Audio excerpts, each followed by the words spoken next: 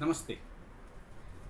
I'm back with you with a discussion on the possible use of chemical, biological and nuclear weapons in the Ukraine war. At the outset, let me mention that Russia is a nuclear weapon state.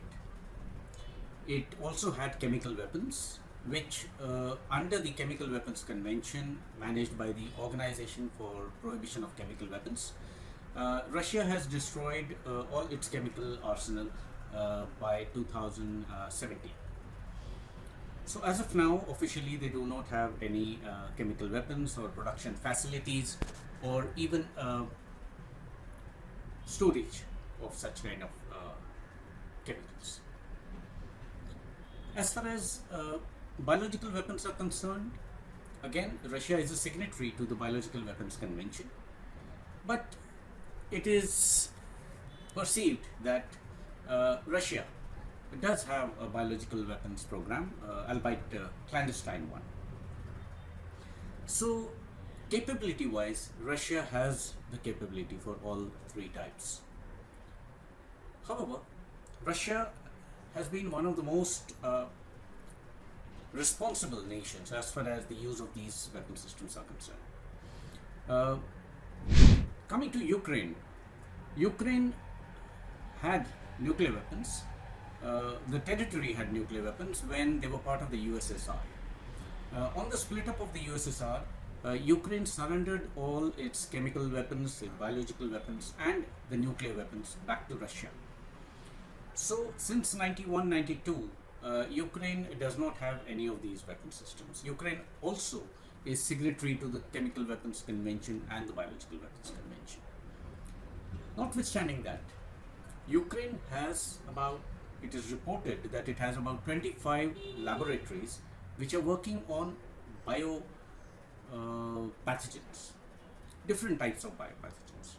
And these laboratories, most of them actually, are aided and funded by the United States and some European nations.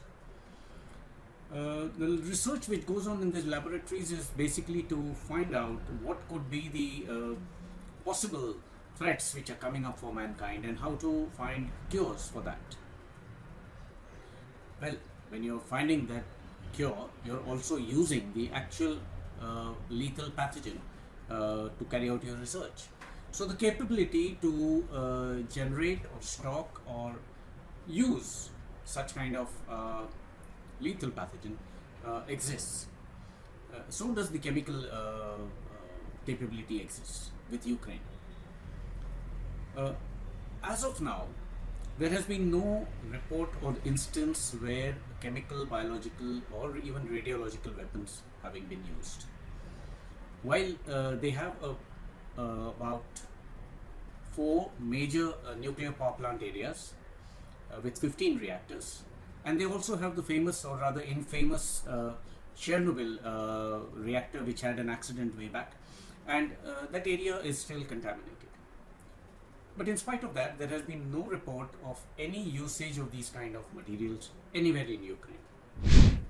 Now, when these kind of weapons are used, the victims would show specific signs which relate to specific type of agents which have been used. No such casualties have been found till now. Whether such weapon systems will be used in the coming days in the war, what kind of pressures will be there on either side, we don't know. But as of now, there has been good restraint and no such weapon systems have been used. There is a connected angle to this whole thing, that there are a lot of resistance troops within Ukraine. Some of them could be rogue resistance troops, which may decide or take a decision amongst themselves that they need to use these kind of weapon systems to stop the Russian onslaught. It cannot be ruled out.